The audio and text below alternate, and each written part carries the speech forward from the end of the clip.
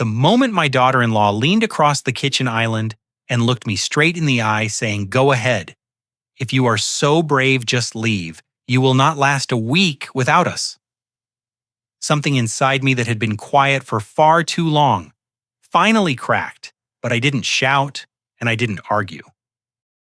I simply placed the keys to the house I built with my own two hands on the counter while my son stood behind her, pretending not to see the humiliation burning across my face. Then I walked out without a suitcase, without a plan. And without looking back by sunrise, the calls began first from my son, then from my daughter-in-law, then from numbers I did not recognize by noon. Her voice was shaking by evening. His boss was calling me, asking if I had really done what they claimed. And the next morning, the bank manager was begging me to come in immediately. That was the moment they realized the truth. They had pushed the wrong old man too far. They thought I was dependent. They thought I was weak. They thought I would crumble without their crumbs. But what they never knew, what they never bothered to ask, was that the entire foundation of their comfortable little empire, every house, every account, every contract, every privilege they tossed around like they owned the world, was standing on my name, and I had finally decided to stop carrying them. If you stay with me, until the end, you will understand exactly how a quiet, widowed father turned their arrogance into ashes and reclaimed the life they thought they could take from him. My name is Robert Hensley. I am 72 years old, a retired civil engineer who spent 45 years designing water treatment plants across Ohio. My wife Helen used to say I had a gift for making things that endured. She passed away 2 years ago. And since then, I've learned that some things, no matter how carefully you build them, can still collapse from the inside the evening. It all changed. Began like any other. I had moved in with my son Michael and his wife Vanessa after Helen's funeral, believing their invitation came from love for 2 years. I tried to make myself useful, cooking, driving my granddaughter Emily to school, fixing things around the house. But somewhere along the way, gratitude turned to expectation, and expectation curdled into something colder. That night I stood at the stove preparing dinner while Vanessa scrolled through her phone at the kitchen table. I moved a little slower these days, but I took pride in the meals I made.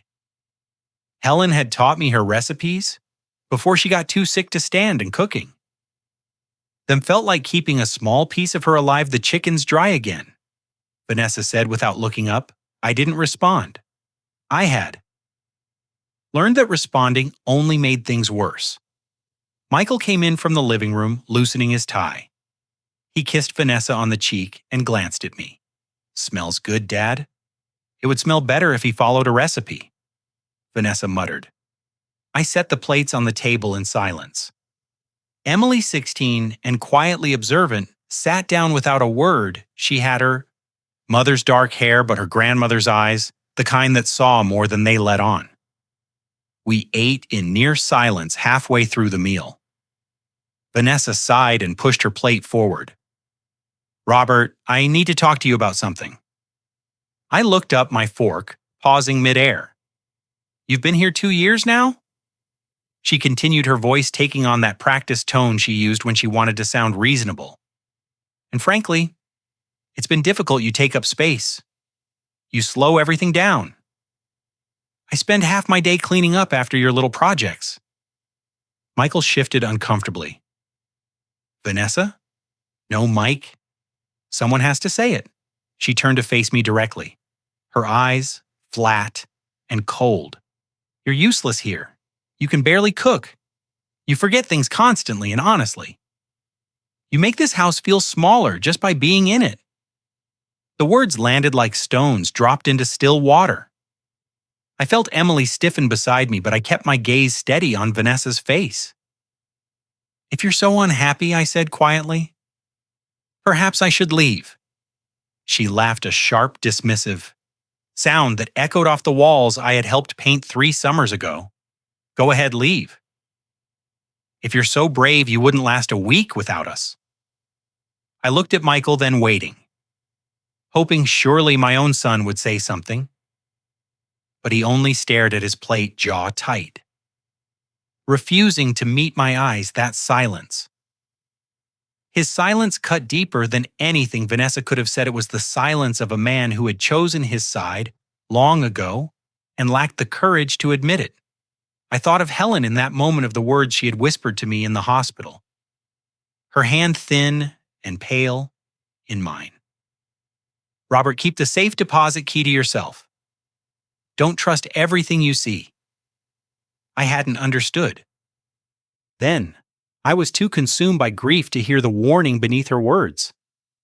I understood now. Without a word, I stood from the table. I reached into my pocket, pulled out the house key I had carried for 2 years, and placed it gently on the table beside my half-eaten dinner. The small click of metal on wood seemed louder than it should. "Have been Robert, don't be dramatic," Vanessa said, rolling her eyes. I walked toward the front door, my footsteps steady, my heart, calmer than it had been in months behind me. I heard Emily whisper, "Grandpa," but I didn't turn around.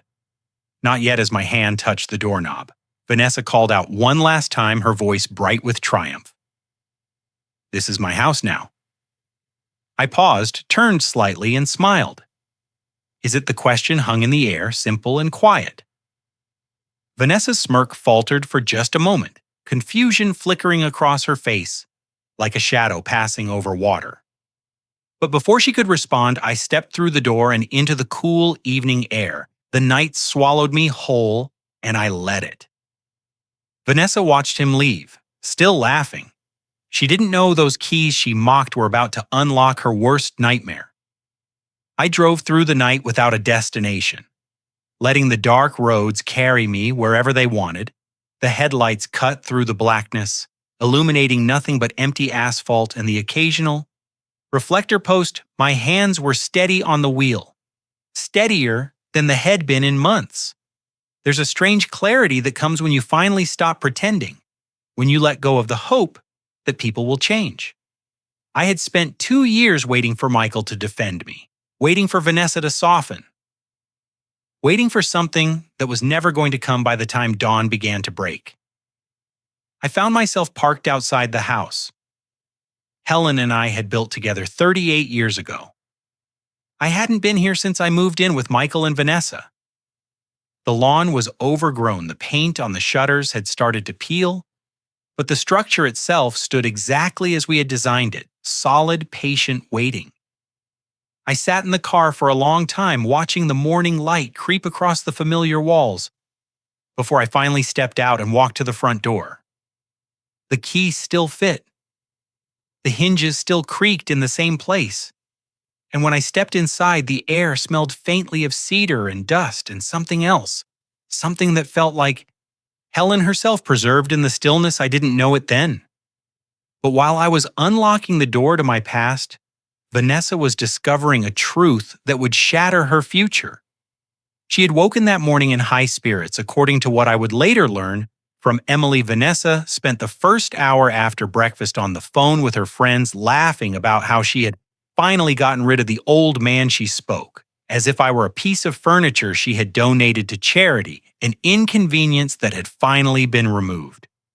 Her voice carried through the house, bright and triumphant. While Michael sat silently at the kitchen table, pretending to read the newspaper I told him to leave, and he actually left, she said into the phone, her laughter sharp and self-satisfied. "Can you believe it? 2 years of tiptoeing around that man? And all it took was one honest conversation." Mike was useless, of course, but what else is new? After she hung up, she turned her attention to more practical matters now that I was gone. She wanted to make sure everything was properly secured. She began searching through the filing cabinet in the home office, pulling out folders and documents, looking for property deeds and account statements. What she found stopped her cold. The house? The very house she had just claimed as her own was registered entirely in my name, Robert Hensley. Sole owner, the mortgage had been paid off 12 years ago, and there was no record of Michael ever being added to the title Mike. She screamed. He came running, still holding his coffee cup. What's wrong? She thrust the papers at him, her face pale with disbelief. Did you know about this? Did you know your father owns this house? Michael stared at the documents, his expression shifting from confusion to something that looked almost like shame. I thought we were on the title.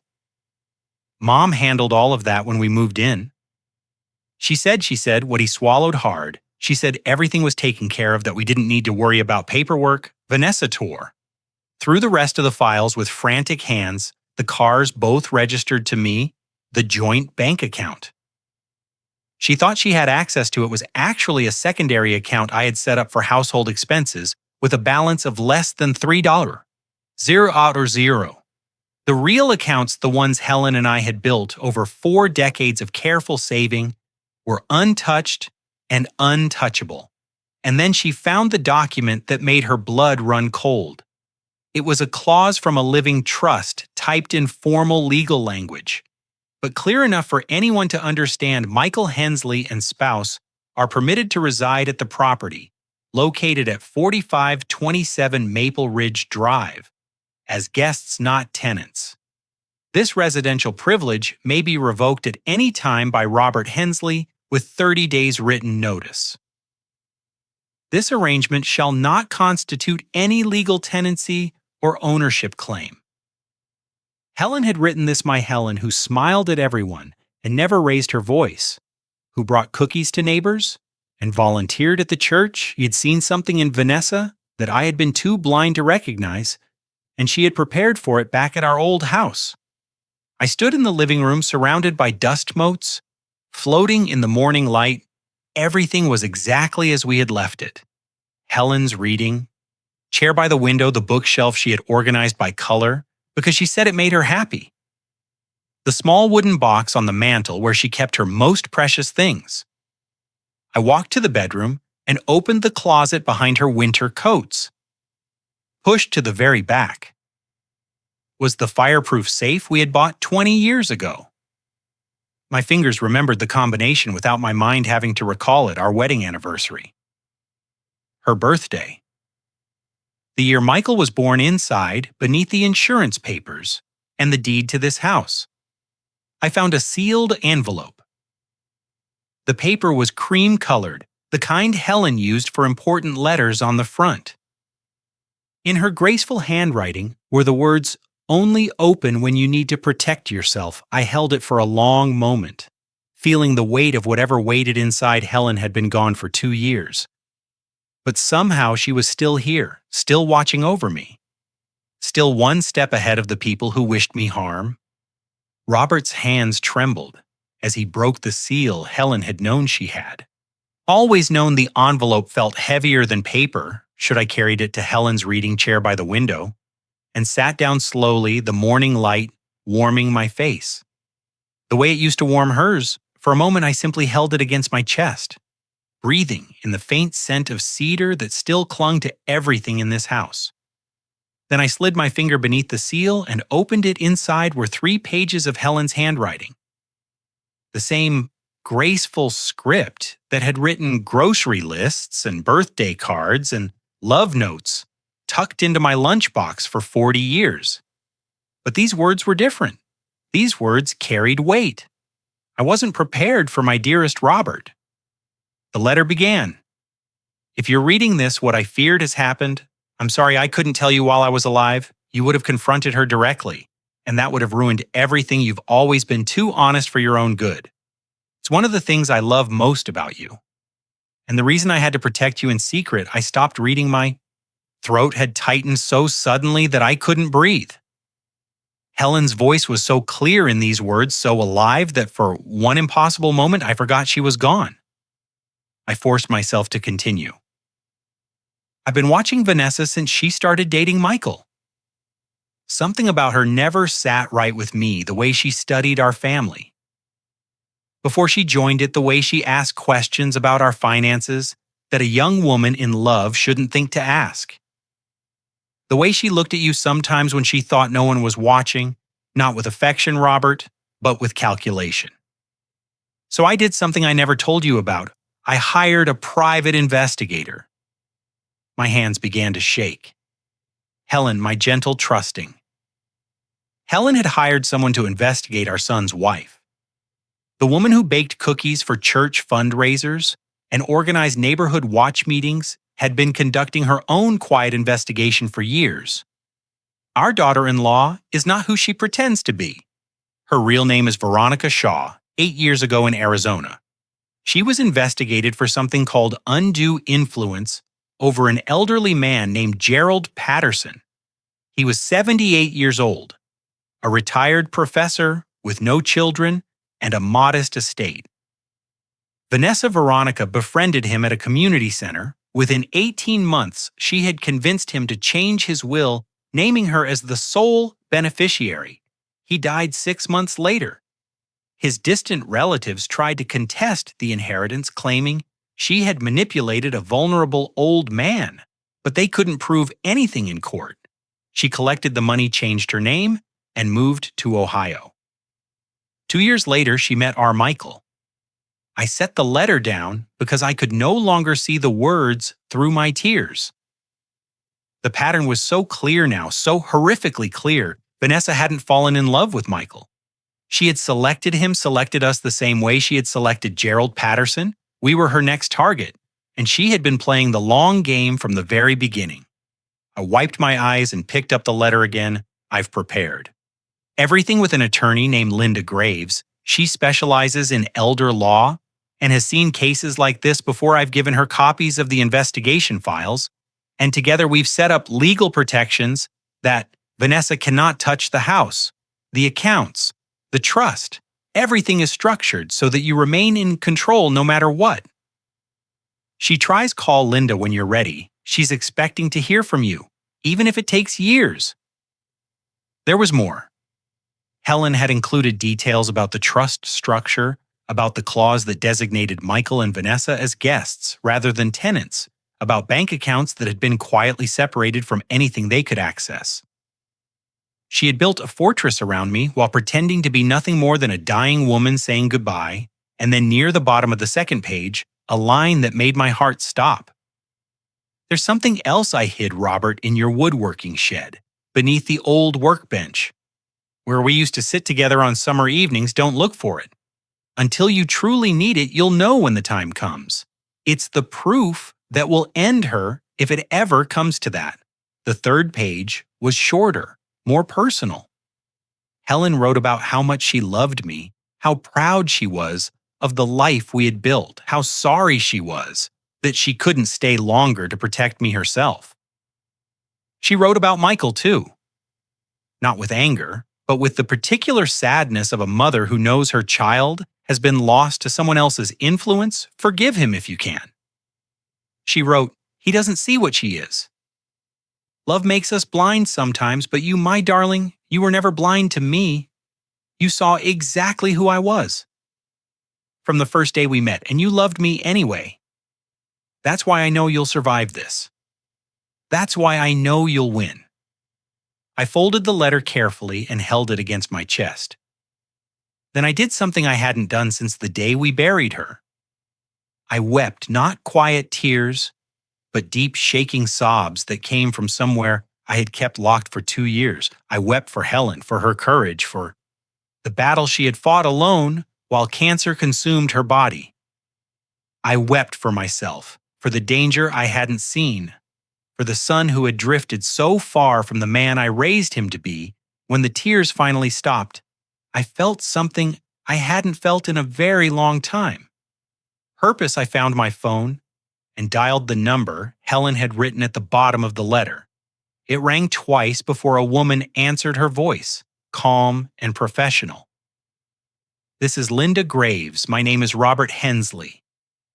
I said, Helen told me to call you. I'm ready. There was a pause. And when Linda spoke again, her voice had changed sharper, now almost eager. Robert, your wife prepared more than you can imagine. Meet me tomorrow. It's time to finish what she started while I was discovering the depth of Helen's protection. The house I had left behind was falling into chaos. I learned all of this later from Emily, who told me everything with the quiet precision of someone who had been watching and waiting for the right moment to speak the morning after I left. Vanessa woke late. There was no smell of coffee brewing, no breakfast warming on the stove, no sound of someone else already moving through the house. She stumbled downstairs expecting to find something prepared, only to discover a cold kitchen and an empty coffee pot for 2 years. I had been the one who started each day setting the timer on the coffee maker, preparing meals, making sure the household ran smoothly. It had become so automatic that no one noticed until it stopped. Emily missed her bus, without me there to wake her early and drive her. When she ran behind schedule, she found herself stranded in the driveway, watching the yellow bus disappear around the corner. Vanessa, still in her robe and furious about the coffee situation, refused to drive her. Michael had to cancel his first meeting of the day to take Emily to school, arriving 20 minutes after the bell had already rung. "This is ridiculous," he muttered as he pulled back into the driveway. How did everything fall apart in one night? But that was only the beginning.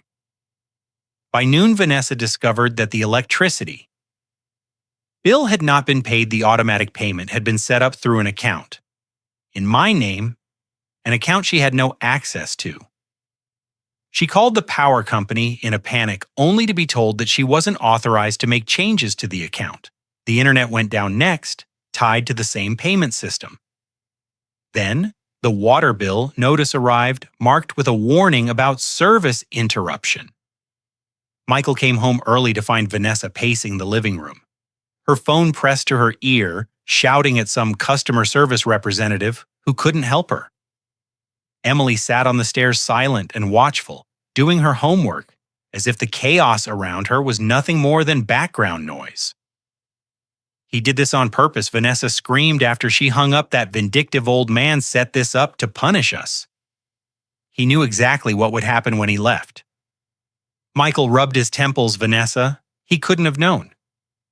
Of course, he knew everything runs through his name, his accounts, his precious little systems. He's been controlling us this entire time, and we never even realized it." There was something in Michael's face, then a flicker of doubt that Emily noticed even if her mother did not. He walked to the filing cabinet in the office and began pulling out documents, the same ones Vanessa had torn through earlier. He studied them for a long time, his expression growing darker with each page. "How did Dad control so much without us knowing?" he finally asked, his voice quiet. "The house? The utilities? The insurance on both cars? None of it has my name on it. We've been living here for 5 years, and I never once thought to check." Vanessa snatched the papers from his hands.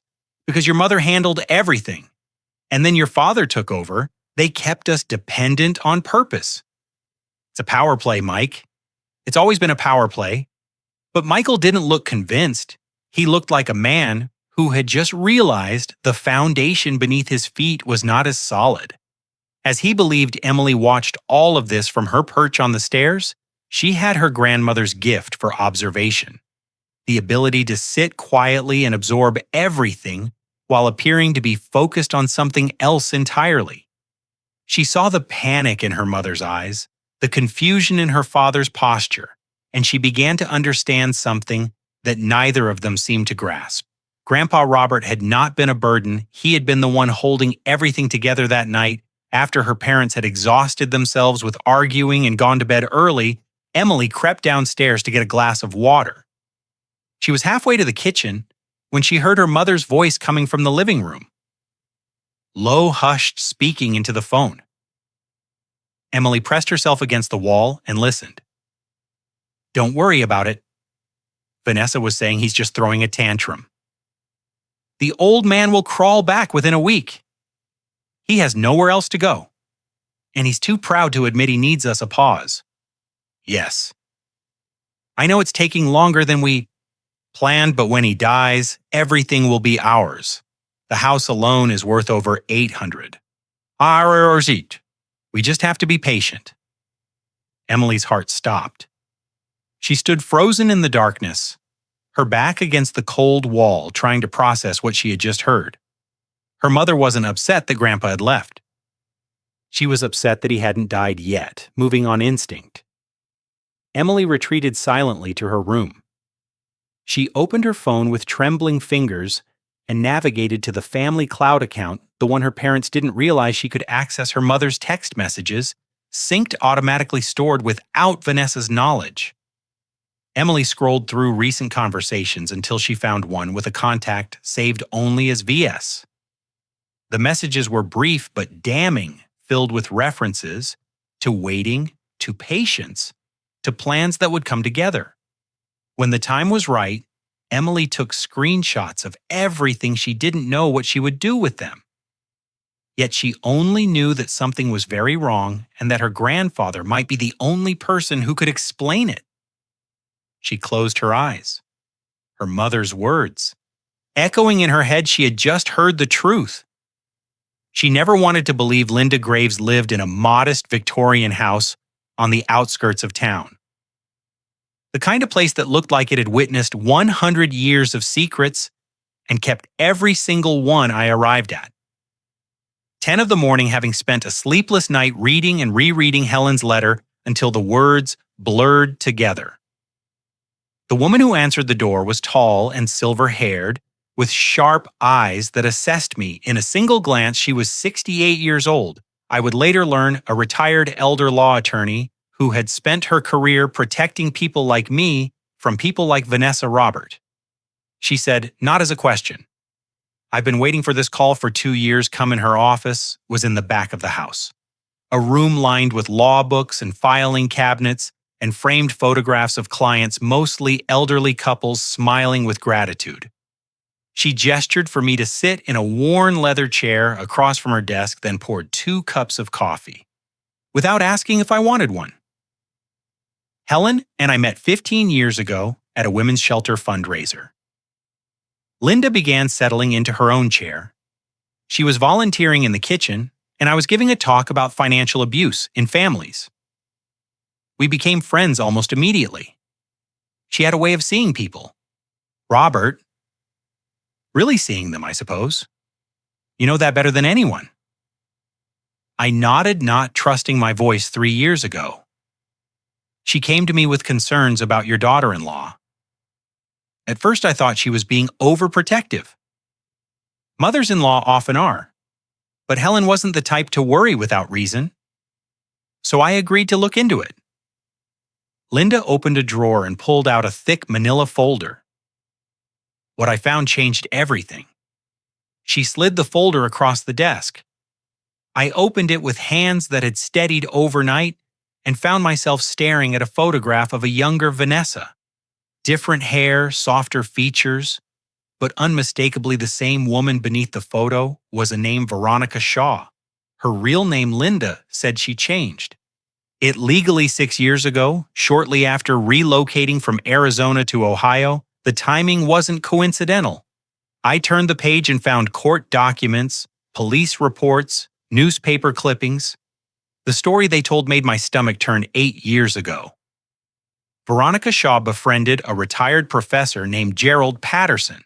He was 78, recently widowed, no children. She met him at a community center where she volunteered. Sound familiar? Within 18 months, she had moved into his home as a caregiver. Within 2 years, she was the sole beneficiary of his estate. He died shortly after, and his distant relatives filed a lawsuit claiming undue influence and elder financial exploitation. What happened? The case was dismissed. They couldn't prove she had done anything illegal, just morally reprehensible.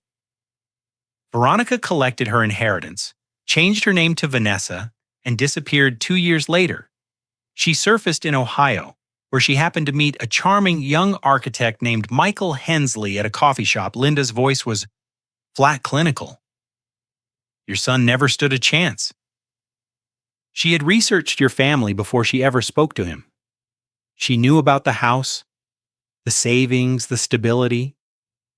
She selected him the way a predator selects prey. I closed the folder. I couldn't look at it anymore. Helen asked me to help her build protections. Linda continued, "We created a living trust that keeps every asset under your sole control. The house, the investment accounts, the retirement funds. None of it can be touched without your explicit consent. Michael has no legal claim to any of it, and neither does his wife. The clause about guest residency was Helen's idea. She wanted to make sure that if things ever went wrong, you would have the power to remove them from the property without a lengthy eviction process. She thought of everything I whispered she did, and she did something else. Something that will matter when the time comes." Linda leaned forward. "Ohio is a one-party consent state, Robert. That means Helen had every legal right to record any conversation she was part of without informing the other person. Whatever evidence she gathered is completely admissible in court. The implication hung in the air between us. Helen hadn't just prepared legal documents, she had prepared proof. What do we do now?" I asked. Linda smiled a careful, calculating smile that reminded me of a chess player contemplating the board. "We wait, we gather more evidence. We let Vanessa make mistakes because people like her always do. She spent years building a perfect image. But that image is fragile. The moment she feels secure, she'll overreach. And when she does, we'll be ready. And if she doesn't make mistakes, she already has. She pushed you out of the house too soon. She showed her hand before she had full control. That's not the behavior of someone who's confident. It's the behavior of someone who's getting impatient." Linda stood and walked to a cabinet in the corner. She retrieved another folder thinner than the first and handed it to me. "This is just the beginning," she said. "But the real evidence? It's still in your woodworking shed exactly where Helen hid it. The woodworking shed stood at the back of our property, half hidden by the old oak tree. Helen had insisted we never cut down. I hadn't been inside since before she got sick. The padlock was rusted, and it took several tries before the key finally turned when the door swung open. Dust motes swirled in the afternoon light, like tiny ghosts disturbed from their rest. Everything was exactly as we had left it. My tools hung on their pegboard hooks, arranged by size. The way Helen had organized them one rainy Saturday afternoon, half-finished birdhouse I'd been building for our backyard, still sat clamped to the workbench, waiting for hands that had never returned to complete it.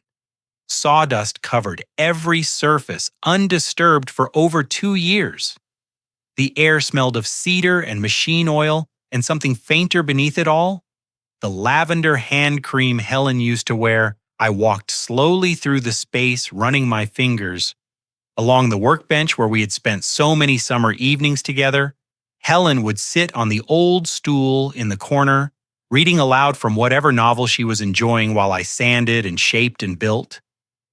She said the sound of my work was soothing, that it helped her think I had assumed those evenings were simply about companionship, about two people who loved each other, sharing space. Now I understood that she had been watching, planning, preparing for a battle. I didn't know it was coming. The compartment was exactly where her letter said it would be, beneath the workbench, hidden behind a panel. I'd never noticed I knelt on the dusty floor and felt along the wood until my fingers found a small groove. The panel slid aside to reveal a fireproof box, compact and heavy, wedged into the space between the floor joists. Inside were 2 items, an old digital voice recorder and a USB drive labeled in Helen's handwriting with a single word, evidence. My hands trembled as I connected the recorder to a small speaker I found on the shelf. The device was outdated but functional, and when I pressed play, Helen's voice filled the shed, clear, calm, and very much alive. The first recording was dated 18 months before her death.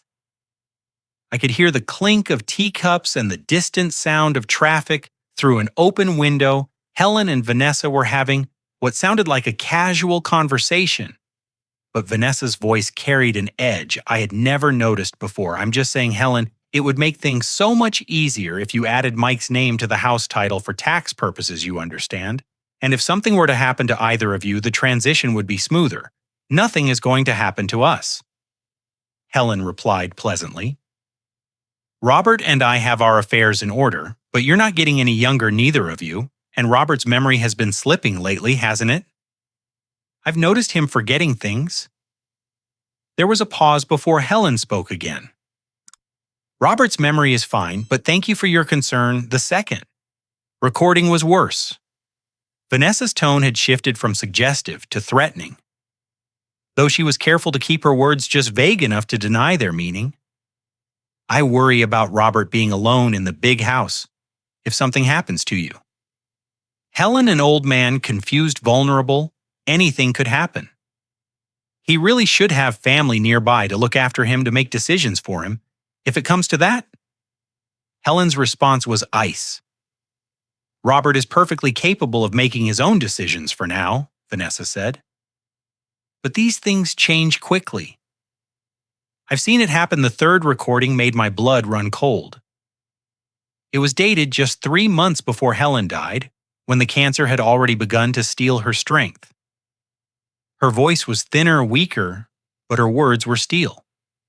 You won't live forever, Vanessa said. And there was no pretense of politeness anymore. And when you're gone, Robert will need someone to take care of him. Someone like me? A long silence followed. Then Helen spoke, and I could hear in her voice the same quiet fury I had fallen in love with 50 years ago. I know exactly what you are, Vanessa, and I've prepared for you. The recording ended abruptly. I sat in the dusty shed, my chest heaving, my eyes burning. Helen had fought this woman alone while her body was failing, while she was dying. She had gathered evidence and built legal fortresses and hidden weapons in the walls of our life together, all without saying a single word to me. She had protected me, the only way she knew how, by making sure I would never have to face this enemy unprepared. The fifth file was different. It was addressed directly to me, recorded in what must have been her final weeks. Robert, if you're hearing this, it means I'm gone and they've made their move. I'm sorry I couldn't tell you while I was alive. You would have confronted her and she would have slipped away. But now you have everything you need. Be patient, be smart, and know that I loved you more than I could ever say. Now it's your turn. I was still sitting there, tears was still streaming down my face when my phone buzzed with a text from an unknown number. Grandpa, it's Emily. Can we meet? Don't tell Mom or Dad.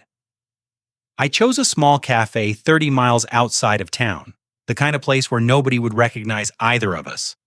I arrived early and took a booth near the back, facing the door, nursing a cup of coffee I didn't really want.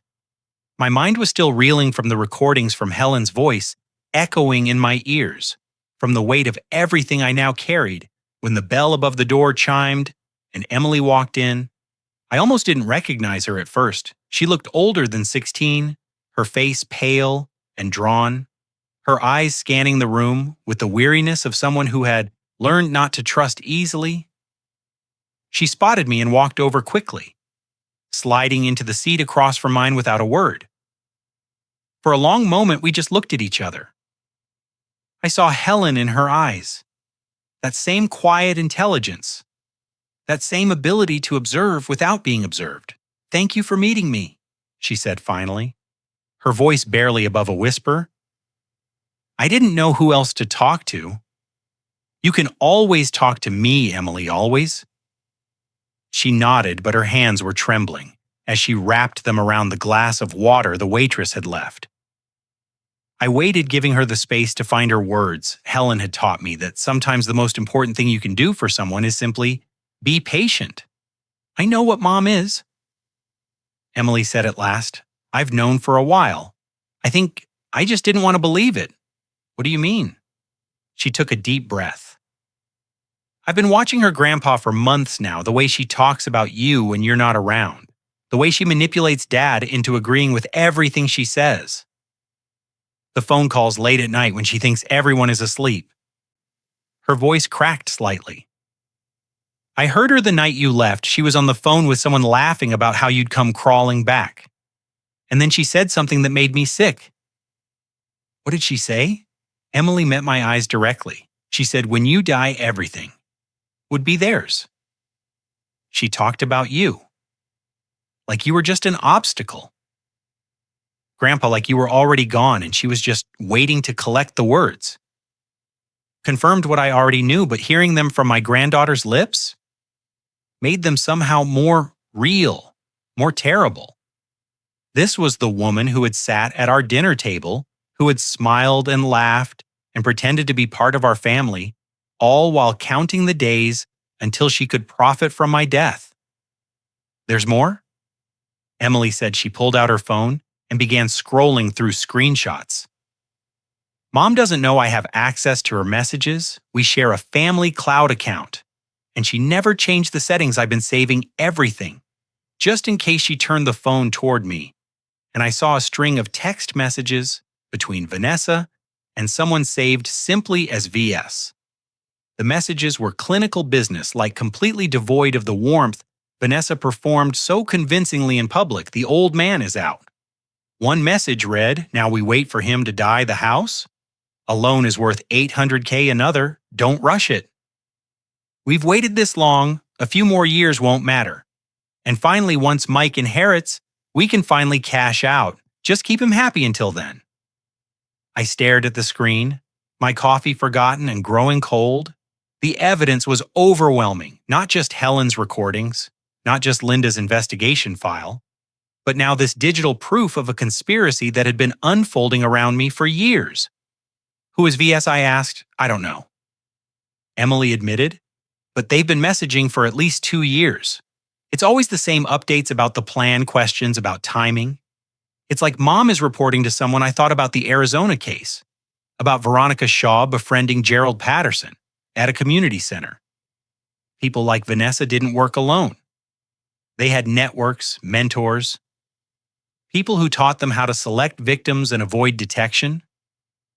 VS could be anyone, a partner, a handler, perhaps even a family member who had raised her in this particular form of cruelty, Emily, I said carefully. Does your father know any of this? She shook her head. Dad doesn't see anything. He doesn't want to see. He loves her, or at least he thinks he does. She's made sure of that. I reached across the table and took her hands in mine. They were cold, still trembling. You've been carrying this alone. I'm sorry, I didn't know what to do. She said, tears finally spilling over. I couldn't tell Dad. I couldn't go to the police without proof. And then you left? And I thought maybe you'd figured it out too. Your grandmother figured it out first. I told her she left me everything I need, and now you've given me even more. Emily wiped her eyes and looked at me with sudden determination. I'm not going back to live with her grandpa. I can't pretend anymore. I want to stay with you.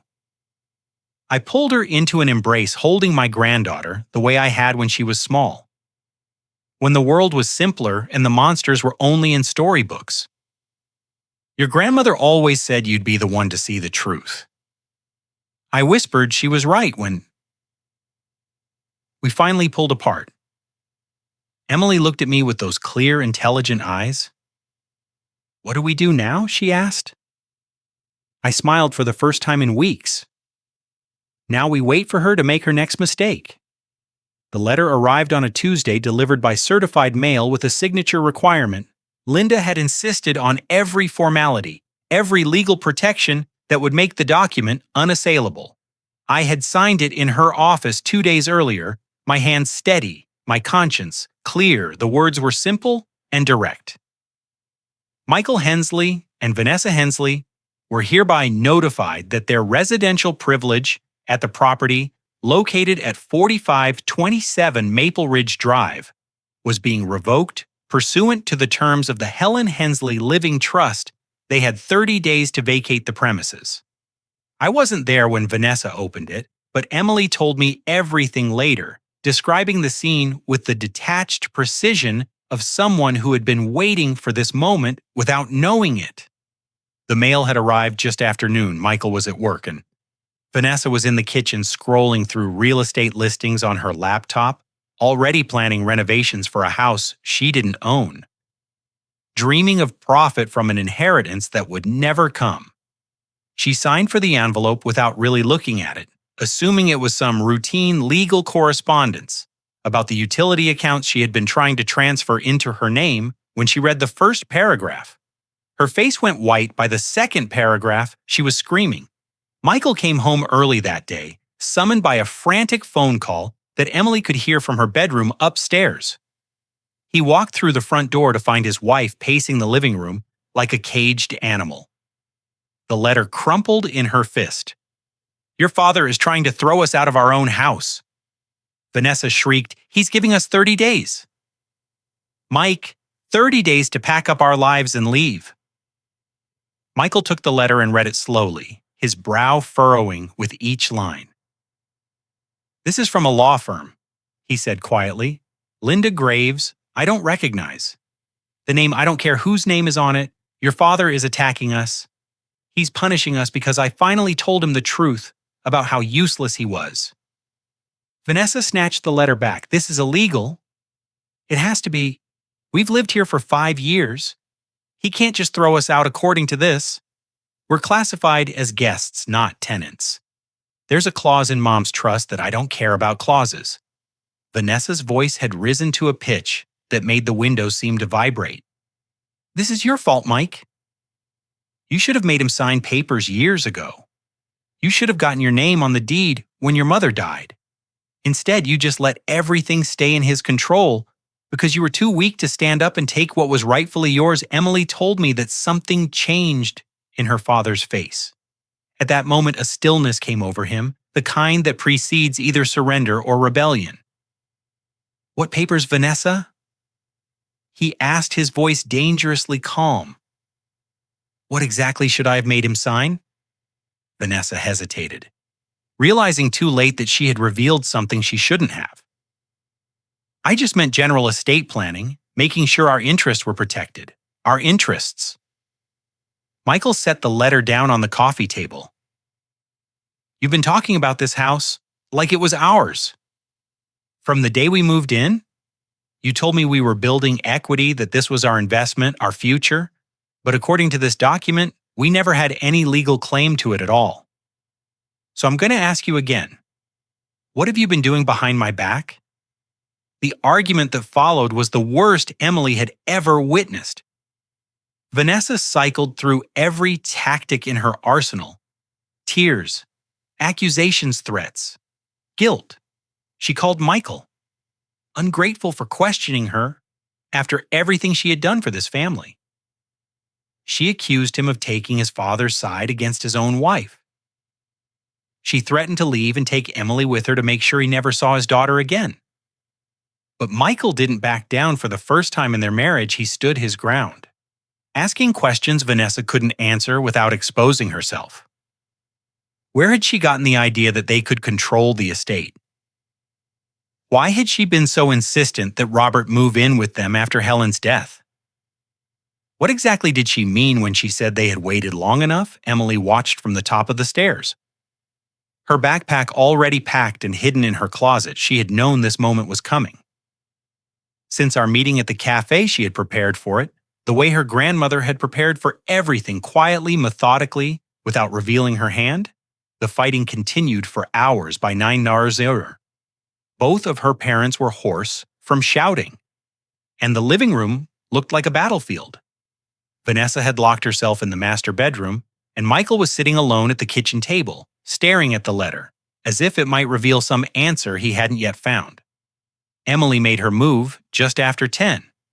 She crept down the back stairs, avoiding the creaky third step, and slipped out through the kitchen door into the cool night air. Her phone was already in her hand. "My number already dialed Grandpa," she whispered when I answered. "I'm ready, can you come get me?" I was parked at the end of the street. Within 15 minutes, she climbed into the passenger seat with her backpack clutched to her chest, and I drove away. Without looking back, neither of us spoke. until we were miles from the house. The lights of the neighborhood fading in the rearview mirror. "Did you leave a note?" I asked. She nodded on my bed. Just like we planned, the note was simple. Emily told me later, 8 words that would shatter whatever remained of Vanessa's careful facade. "I'm staying with Grandpa. Don't come looking for me." It was nearly midnight when Vanessa finally emerged from the bedroom, her eyes red and swollen, looking for her daughter to manipulate into taking her side. She called Emily's name once, twice, then climbed the stairs with growing unease. Vanessa ran upstairs, threw open Emily's door, and found the empty room. The note trembled in her hands as she screamed her daughter's name into the silence. I learned what happened next from Linda herself, who called me the following afternoon, with something close to satisfaction in her voice. She had been expecting Vanessa to make a move. She said people like her always did when they felt cornered.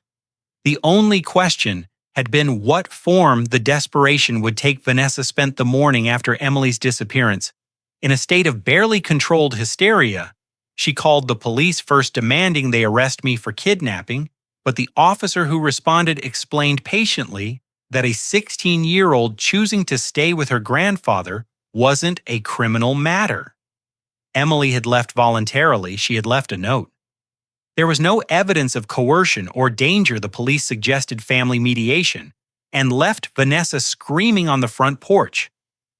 When law enforcement failed her, Vanessa turned to the legal system. She spent hours online researching attorneys who specialized in family disputes and elder law, building a case in her mind that would paint me as a manipulative old man who had brainwashed her daughter and stolen her family's rightful inheritance. By midday, she had compiled a list of 3 law firms within driving distance, and she set out with the determination of someone who had never been told no. The first firm declined to take her case.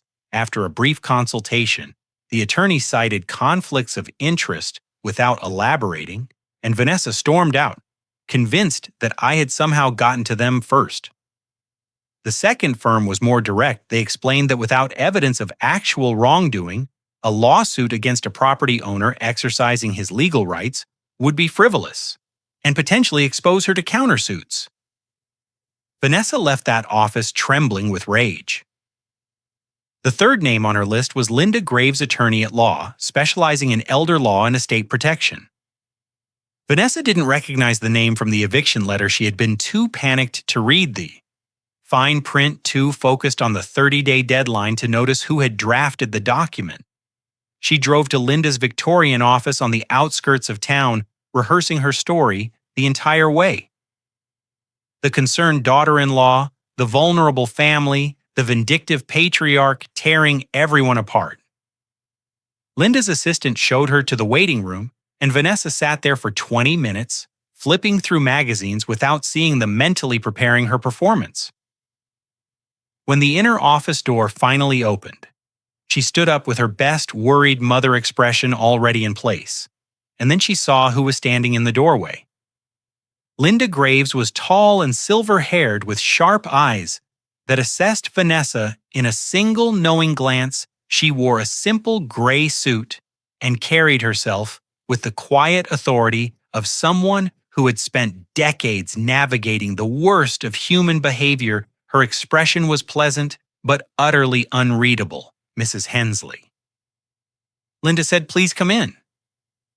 Vanessa followed her into the office, still not recognizing the connection, still believing she had found an ally. She launched into her prepared speech before she had even fully settled into the chair. "My father-in-law has been acting erratically. He's turned my daughter against me. He's threatening to throw us out of our home.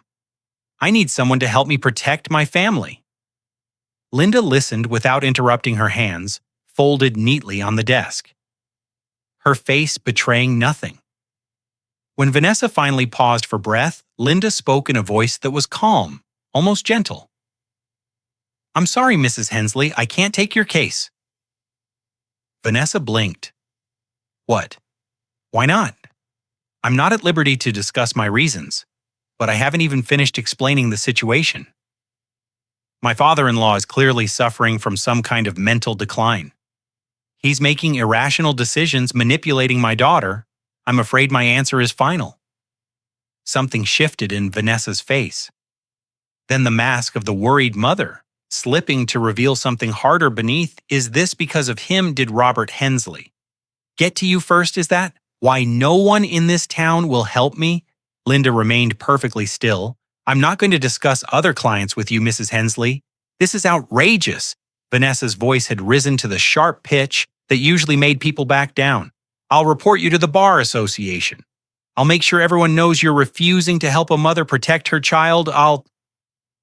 Mrs. Hensley, Linda's tone hadn't changed, but something in it made Vanessa stop mid-sentence. Before you make any more threats, there's something you should see.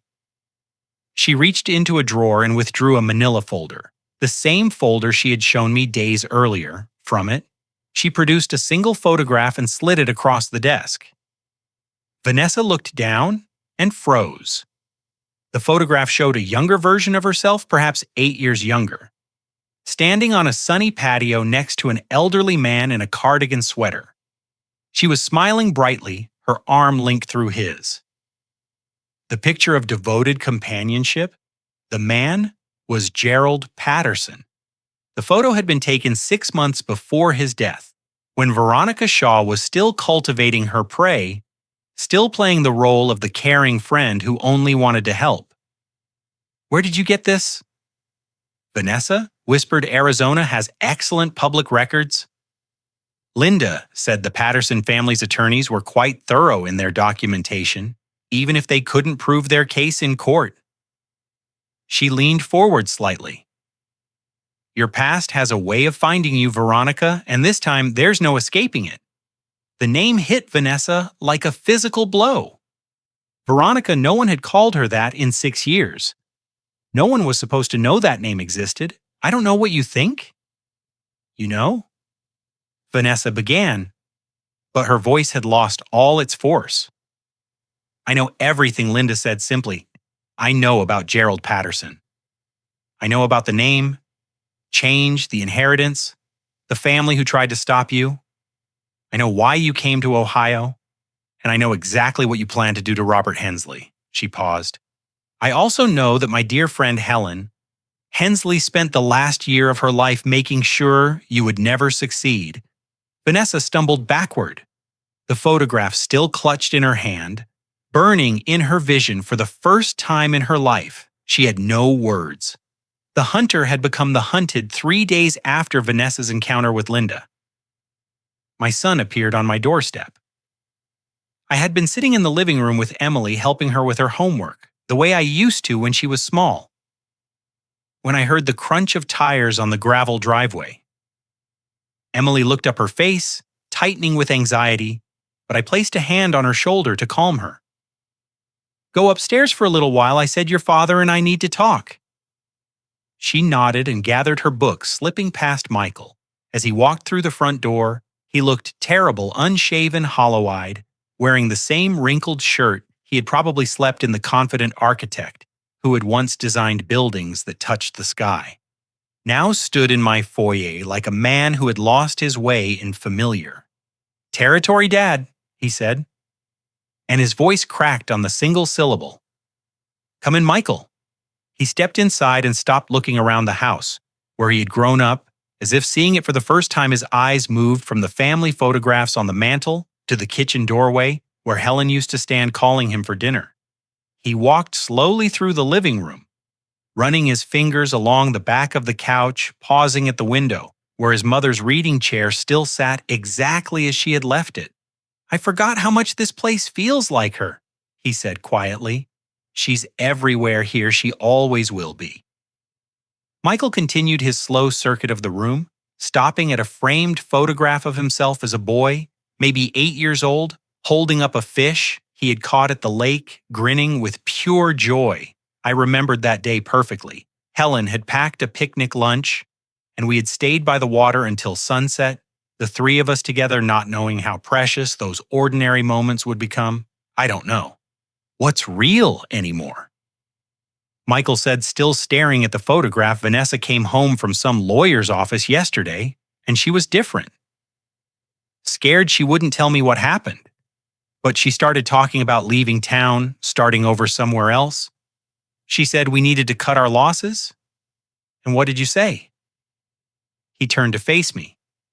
I said I wasn't going anywhere until I understood what was happening. She screamed at me for an hour, called me weak, called me stupid. Said I was just like you too. Naive to see what was right in front of me. He laughed bitterly. But I'm starting to think maybe you saw everything, Dad. Maybe you were the only one who did. I gestured toward the couch. Sit down. Son, there's something you need to hear. He sat, and I retrieved the old digital recorder from the drawer where I'd been keeping it. I placed it on the coffee table between us, my finger hovering over the play button. Your mother made these recordings in the last year of her life. I said she never told me about them. She never told anyone except her attorney. She was protecting us both. Michael, in ways neither of us understood. Until now I pressed play, and Helen's voice filled the room. Michael listened in silence as the recordings unfolded. Vanessa, pressuring Helen to sign over assets, making veiled threats about my health, speaking about our family, as if we were obstacles to be removed rather than people to be loved. With each conversation, I watched my son's face change. The confusion gave way to recognition, then to horror, and finally to a grief so profound it seemed to age him years in minutes. When Vanessa's voice said, "You won't live forever, Helen. And when you're gone, Robert will need someone to take care of him, someone like me." Michael made a sound like a wounded animal. He doubled over his head in his hands, his shoulders shaking. And when Helen's voice replied steady and fierce, "I know exactly what you are, Vanessa, and I've prepared for you," my son began to weep. I let the final recording play, Helen's message to me. Her voice thin with illness, but strong with love, telling me that everything was in place, that she believed in me, that it was my turn now. When it ended, the silence in the room was absolute. "I let her do this to you," Michael said through his tears. "I let her do this to Mom, to Emily." I stood there and watched, and did nothing because I was too much of a coward to see what was happening.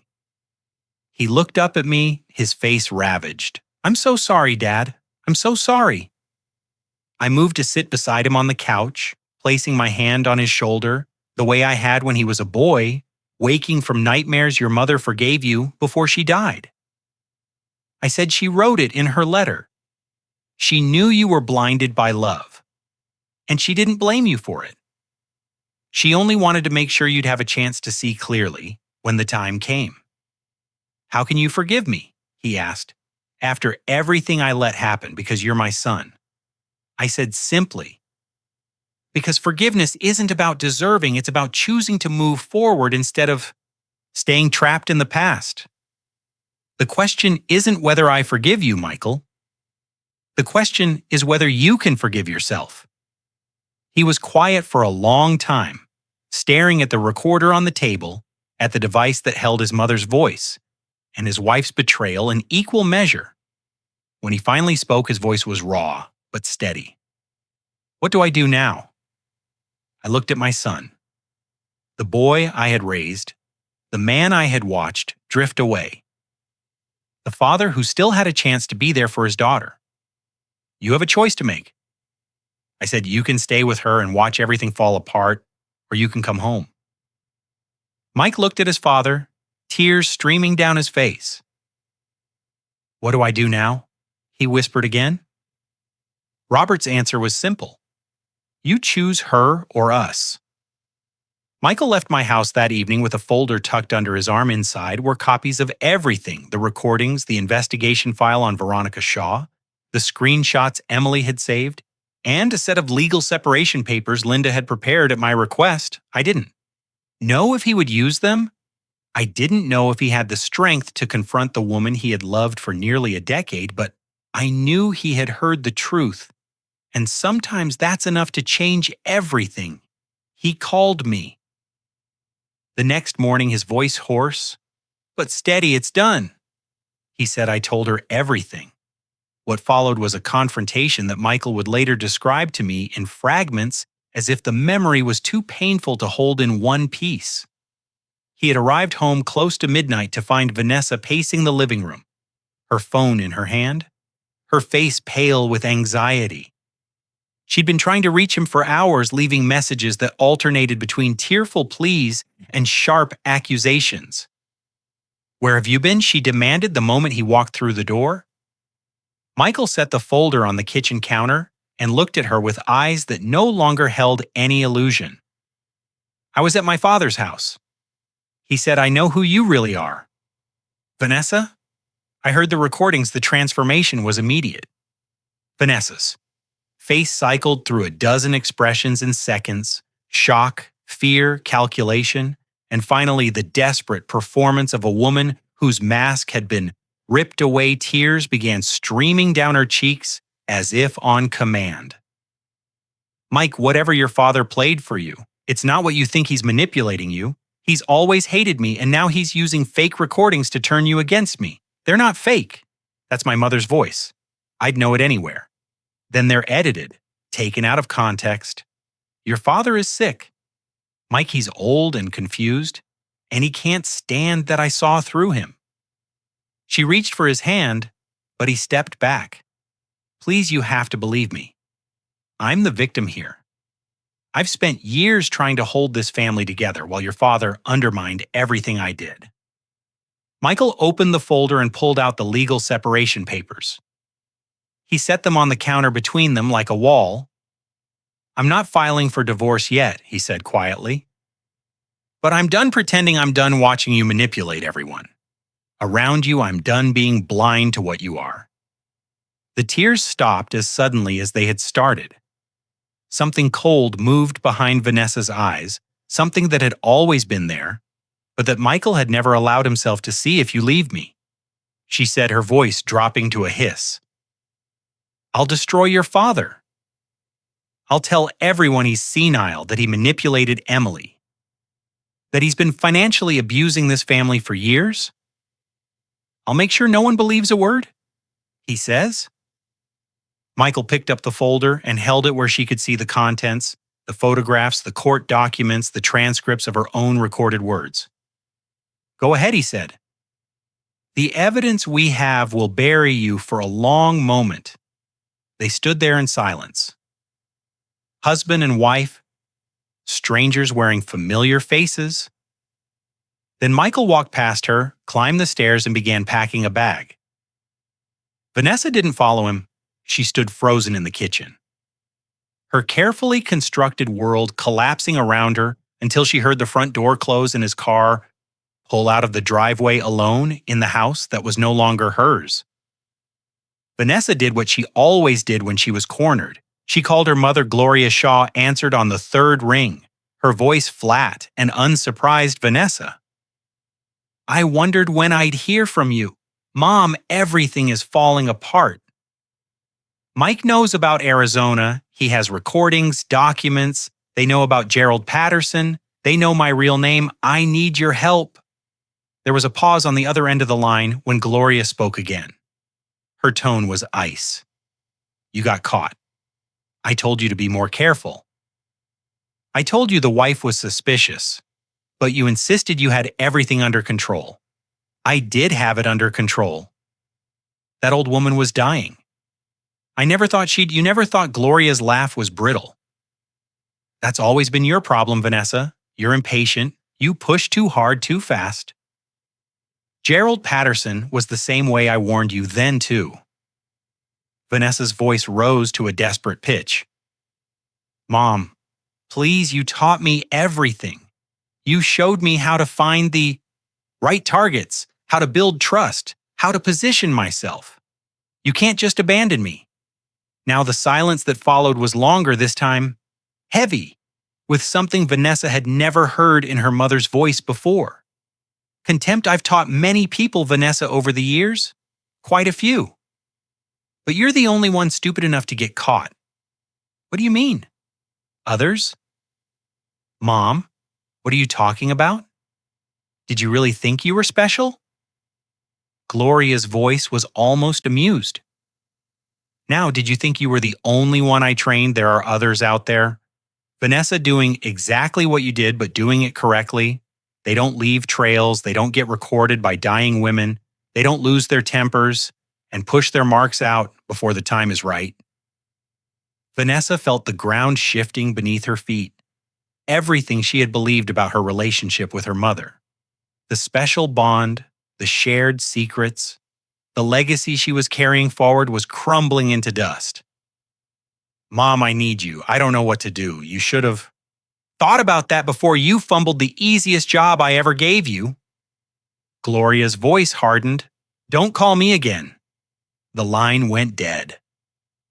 Vanessa stared at the phone in her hand, the screen dark, the silence absolute. Her mother's final words echoed in the empty kitchen.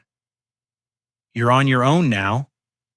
And for the first time in her life, she understood what it meant to have no one. Linda's office felt different on the day of the meeting.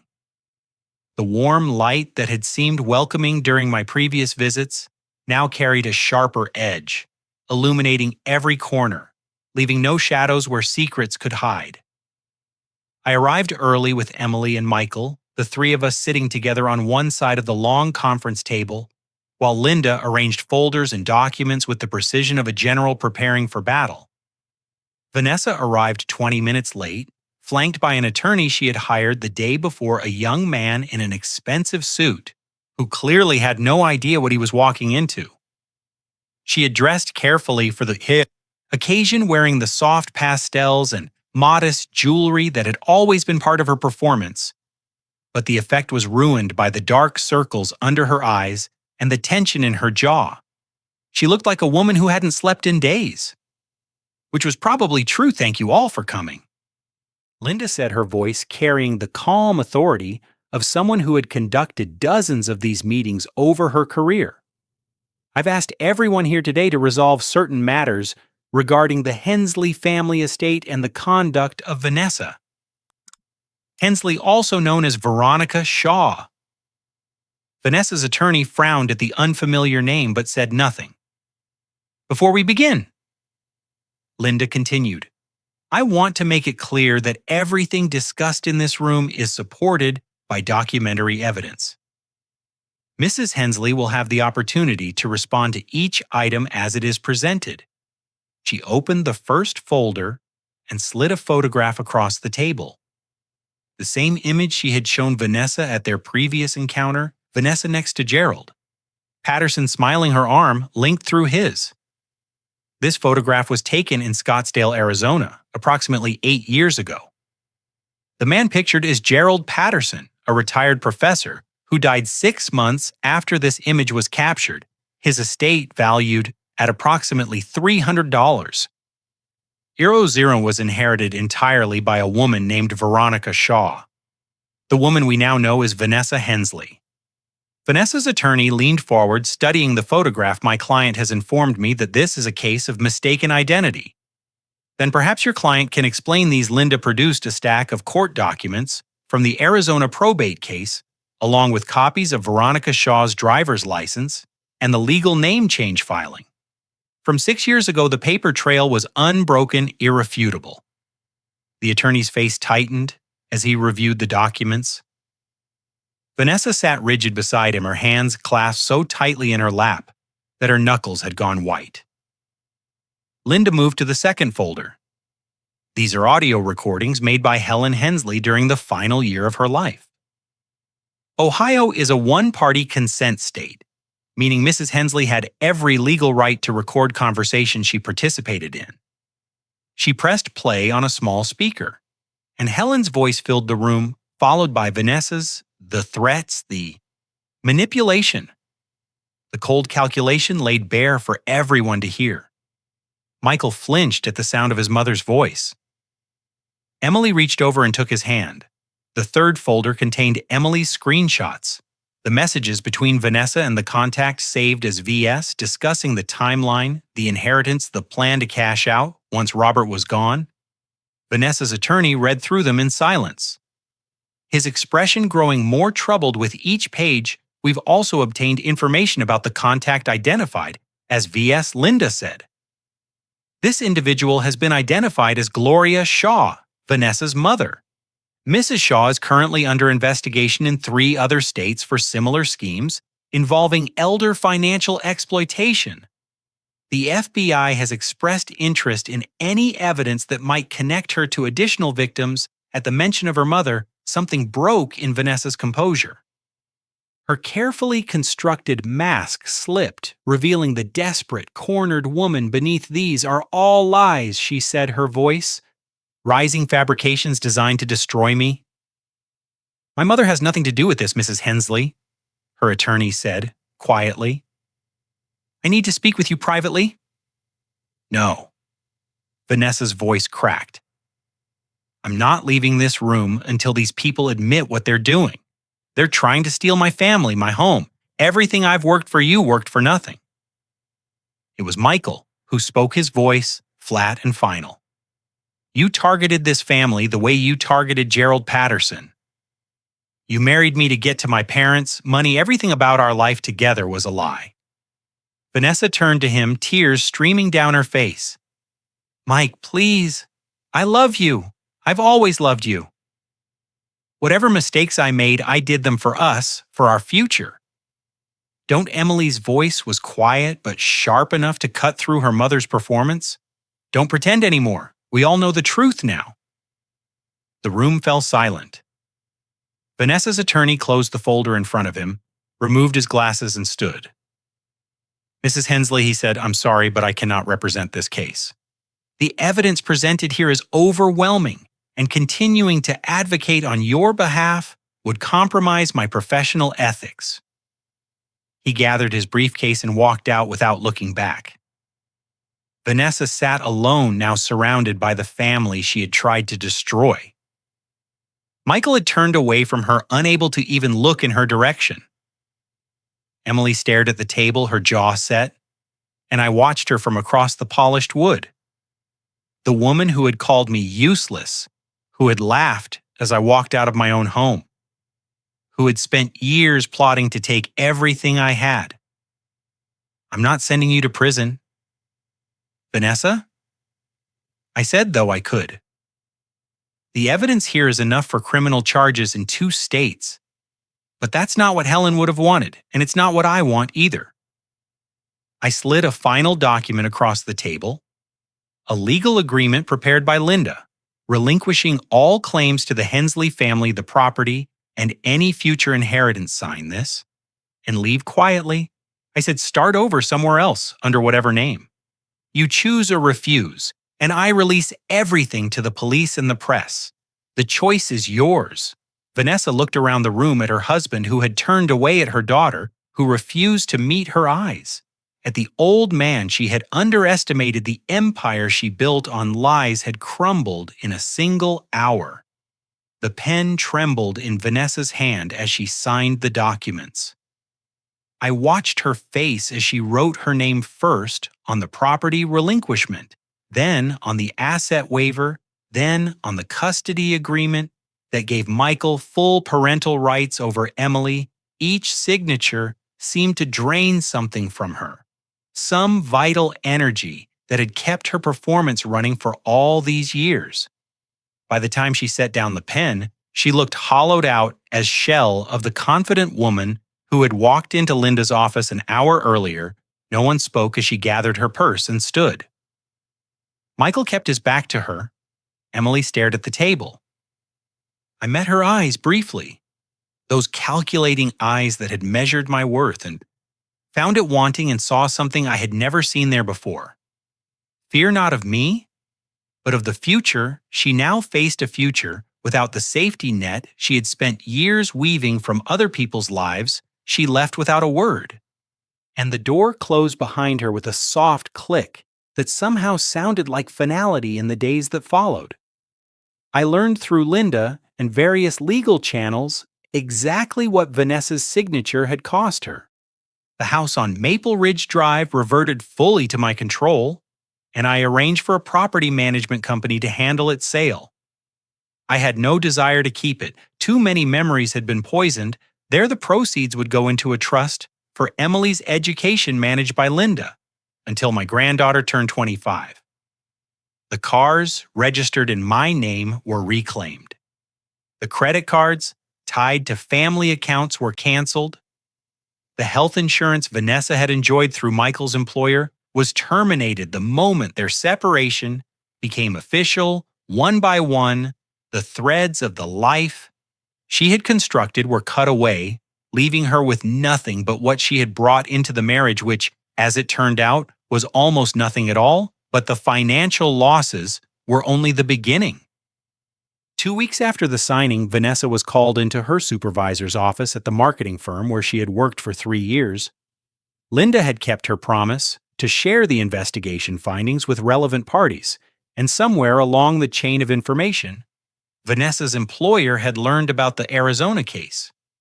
The name changed the pattern of behavior that suggested their employee was not who she claimed to be. They let her go quietly, citing restructuring. But everyone in the office knew the truth. Word spreads quickly in professional circles, especially word about fraud. She tried to find another position, but her references had dried up. Former colleagues who had once praised her work ethic now declined to take her calls.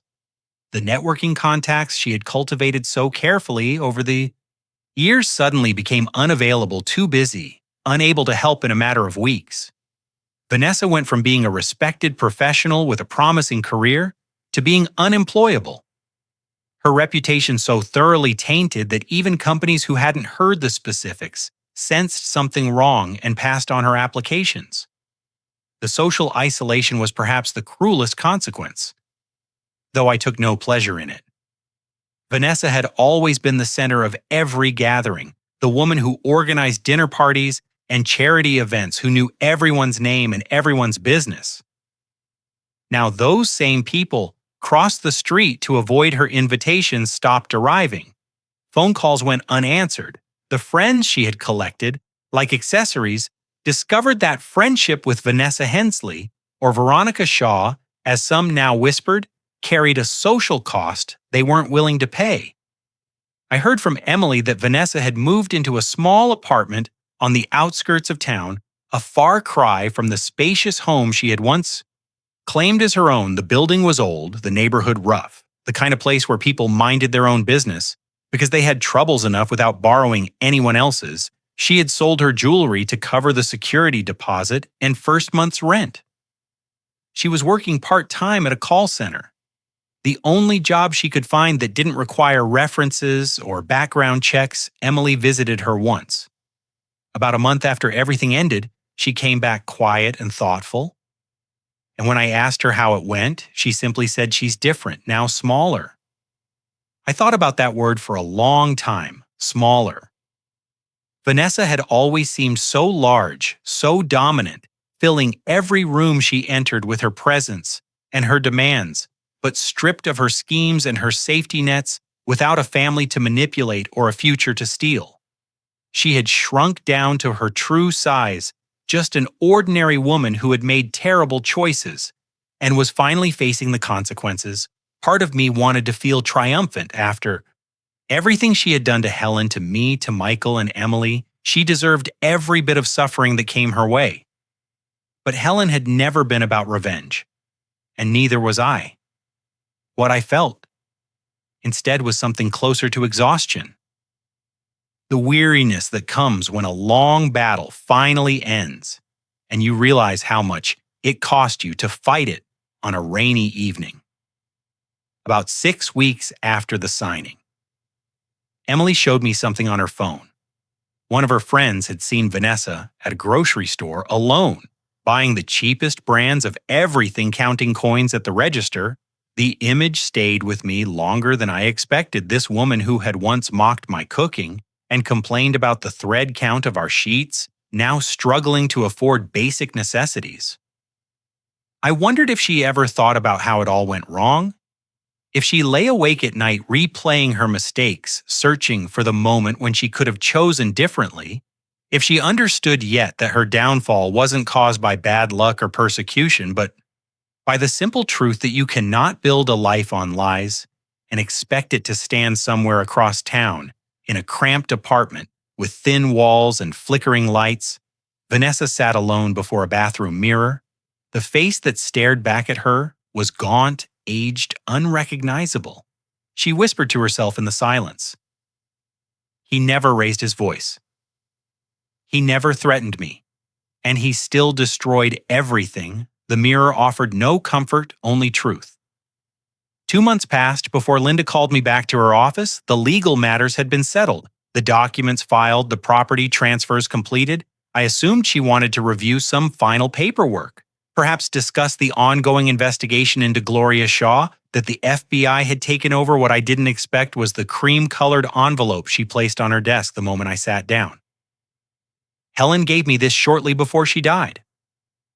Linda said she made me promise not to open it and not to give it to you until everything was resolved. She slid the envelope across the polished wood. Her exact words were, "Only give this to him after he's won." I stared at the envelope, recognizing Helen's handwriting on the front. My name written in the same graceful script that had addressed birthday cards and love notes for half a century. The paper was slightly yellowed now, aged by the 2 years it had waited in Linda's keeping. I picked it up carefully, feeling the weight of whatever waited inside. "I'll give you some privacy," Linda said, rising from her chair. "Take as long as you need." The door clicked shut behind her, and I was alone with my wife's final words. I opened the envelope, slowly savoring the last moment before I would read whatever Helen had wanted me to know. Inside were 2 pages of her handwriting and a formal document I didn't immediately recognize. I unfolded the letter first and began to read. "My dearest Robert," she wrote, "if you're reading this, you've won the battle. I couldn't fight beside you has finally ended, and you're still standing. I'm so proud of you, prouder than I could ever say in person, because you would have brushed it off the way you always do when someone tells you how remarkable you are." I had to stop and wipe my eyes before I could continue. I knew this day would come. I knew Vanessa would make her move eventually, and I knew you would struggle with what to do about it. You've always been too kind, Robert, too willing to see the good in people, too quick to forgive. It's one of the things I love most about you, but it's also your greatest vulnerability. That's why I had to prepare everything in advance. I couldn't trust you to be ruthless when ruthlessness was required. A sound escaped my throat, somewhere between a laugh and a sob, even from beyond the grave. Helen knew me better than I knew myself. I want you to understand something important. What you did wasn't revenge, it was justice. There's a difference, even if the world sometimes confuses the two. Revenge is about making someone suffer because you're angry. Justice is about making sure they can't hurt anyone else. You protected our son, our granddaughter, and yourself. You honored the life we built together by refusing to let it be stolen. That's not cruelty, that's love. The second page was shorter, but its contents would change everything. There's one more thing I prepared. Something I never told anyone except Linda. 5 years ago, when Emily was just starting middle school, I opened an education trust in her name. I've been adding to it ever since, a little at a time. From an account Vanessa never knew existed. It's not a fortune, but it's enough to give Emily choices: college, graduate school, whatever path she decides to take. I turned to the formal document that had been folded inside the letter. It was a trust agreement dated 5 years earlier, establishing the Emily Grace Hensley Education Fund. The current balance, according to the attached statement, was just over $170. 000. Helen had been saving for Emily's future while she was dying of cancer, while she was gathering evidence and building legal fortresses and fighting a secret war against the woman who had infiltrated our family. She had also been quietly setting aside money to ensure that her granddaughter would have opportunities. No matter what happened, Emily is the light of our family. The letter continued. I watched her grow from a curious toddler into a thoughtful young woman, and I always knew she would be the one who saw the truth. When the time came, she has my eyes. Robert, you've said so yourself 100 times, but more importantly, she has my instincts. She sees what others miss. This trust is my gift to her future, and my way of telling her that I believed in her long before she believed in herself.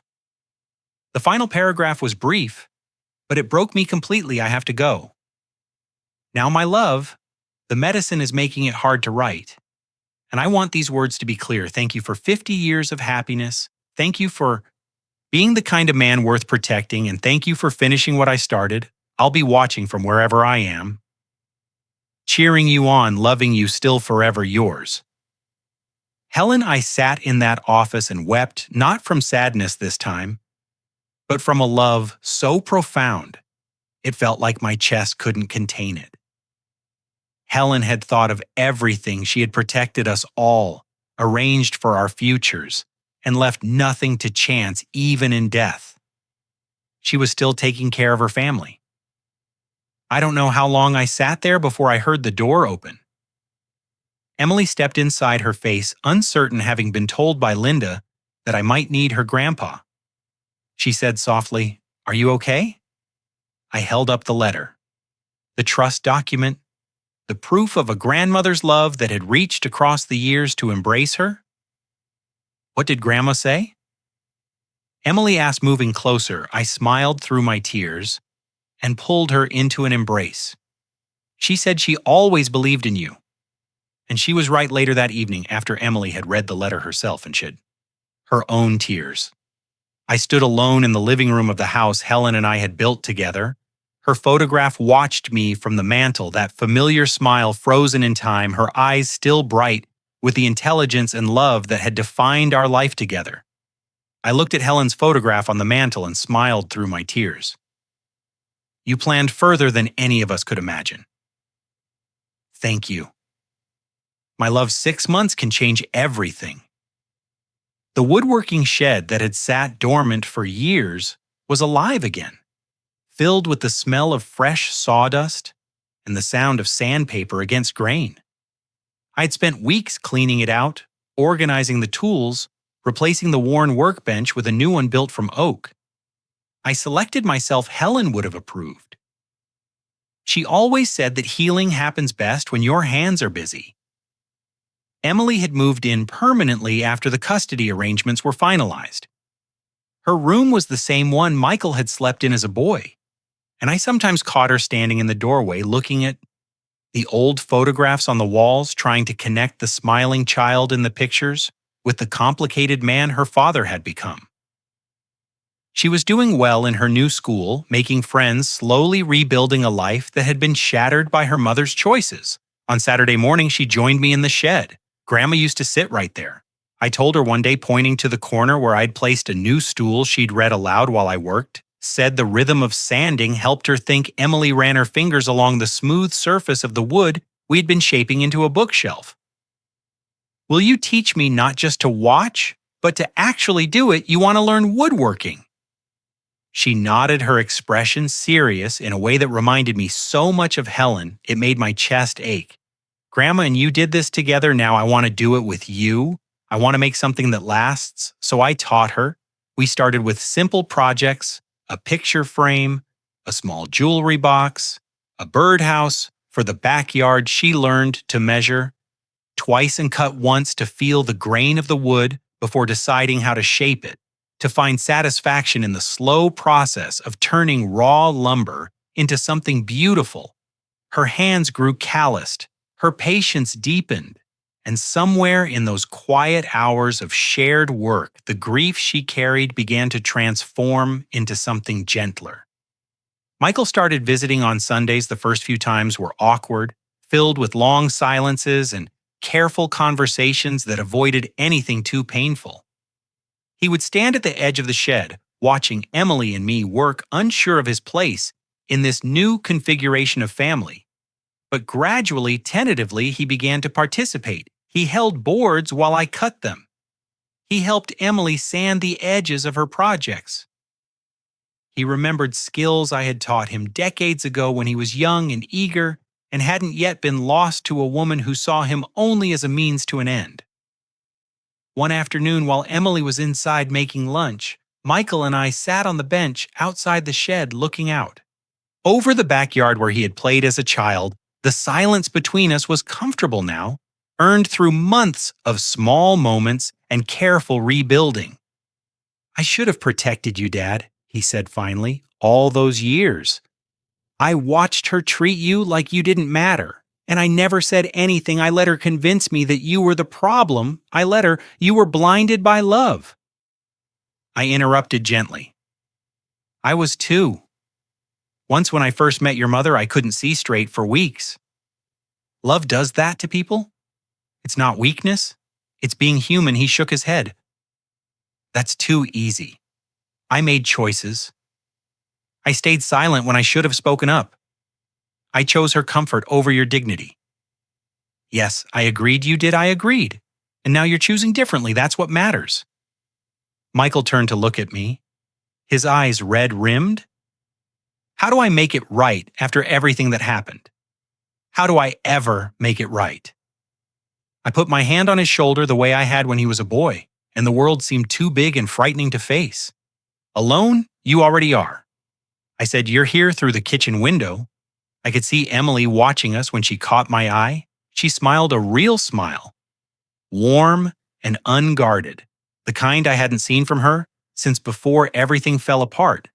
She was witnessing something she had never experienced before: her father and grandfather sitting together in peace. Two men who had found their way back to each other through the wreckage of betrayal that night, after Michael had gone home and Emily had finished her homework. I sat at the desk in my bedroom and opened the journal Helen had given me years ago. I'd never been much of a writer, but lately I found comfort in recording my thoughts and creating a record of this strange and painful and ultimately redemptive chapter of my life.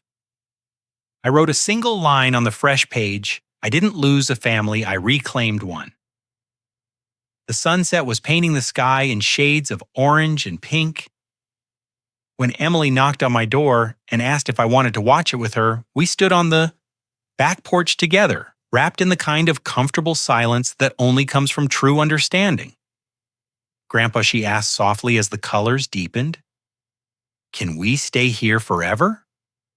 I put my arm around her shoulders and smiled. "This is your home now. It always was, 1 year to the day. Since I walked out of that house on Maple Ridge Drive." I stood on my front porch and watched the morning unfold. The garden was exploding with colored tulips and daffodils, and the first brave roses of the season, all descendants of the flowers Helen had planted when we were young and thought we had forever. The air smelled of fresh earth and possibility. And somewhere in the oak tree, a cardinal was singing the same song it had sung every spring for as long as I could remember. I was 73 years old, and I had never felt more alive. Emily's car pulled into the driveway just after 9, right on schedule. She had started college in the fall, choosing a university close enough that she could come home every weekend, the education fund. Helen had secretly covered her tuition and housing, with enough left over to give her the freedom to study what she loved, to explore who she wanted to become, to build a future unconstrained by financial worry. She was majoring in architecture, she had told me recently, because she wanted to design things that would outlast her things, that would shelter people long after she was gone. I heard Helen's influence in those words, and it made my heart swell with pride. "Morning, Grandpa," she called, climbing out of her car with a bag of groceries in her arms. I brought stuff for Sunday dinner. Dad's coming over later to help with the deck. Michael's truck appeared at the end of the street. As if on cue, he had moved into a small house about 10 minutes away, a modest place with a workshop in the garage where he had started building furniture in his spare time. The divorce had been finalized 6 months ago, and though the process had been painful, he had emerged from it steadier than I had seen.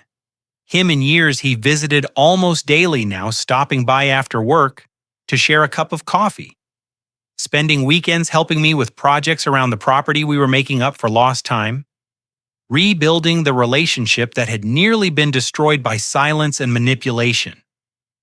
The three of us gathered on the back porch, planning the afternoon's work on the new deck. I was building a place where we could sit together on summer evenings, watching the fireflies and telling stories the way families are supposed to do. Emily spread out the blueprints she had drafted as a class project, pointing out modifications she thought would improve the design. Michael studied them with genuine interest, asking questions, offering suggestions. The conversation flowed easily, punctuated by laughter and the comfortable silences of people who no longer needed to fill every moment with words. I didn't notice her at first. None of us did. Across the street, half hidden behind the neighbor's fence, a woman stood watching. She was thinner than she had been a year ago. Her clothes worn and ill-fitting, her hair pulled back in a careless ponytail. She held a paper coffee cup in one hand, the kind you get from gas stations, and she stood so still, she might have been a statue. Vanessa, or Veronica, whatever name she went by now. I only caught a glimpse of her as I turned to get more coffee from the kitchen. For a single moment, our eyes met across the distance.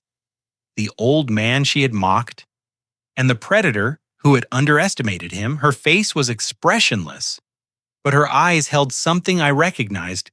Not anger, not hatred, just emptiness. The hollow look of someone who had lost everything and finally understood that it was never coming back. She watched us for perhaps a minute longer, watching Emily laugh at something. Michael said, watching Michael clap me on the shoulder, watching the family she had tried to claim going on without her. Then she turned and walked away, disappearing around the corner without looking back. No one else noticed she had become what she feared most: invisible, irrelevant, forgotten. I didn't mention it to Emily or Michael. There was no need. Vanessa was no longer part of our story. She was just a shadow passing at the edge of our lives. A reminder of how close we had come to losing everything and how much we had gained by refusing to let her win that evening after Emily had driven back to campus and Michael had gone home.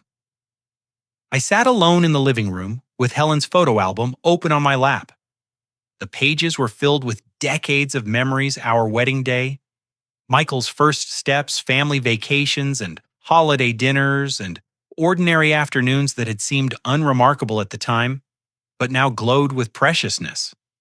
I turned to my favorite photograph, the one of Helen standing in this very garden, her hands dirty, from planting her smile bright with the simple joy of creating something beautiful.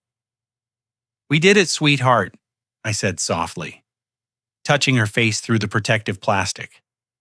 "We protected them all. Michael found his way back. Emily is going to be extraordinary. And me? I'm still here, still standing, still grateful for every day you gave me."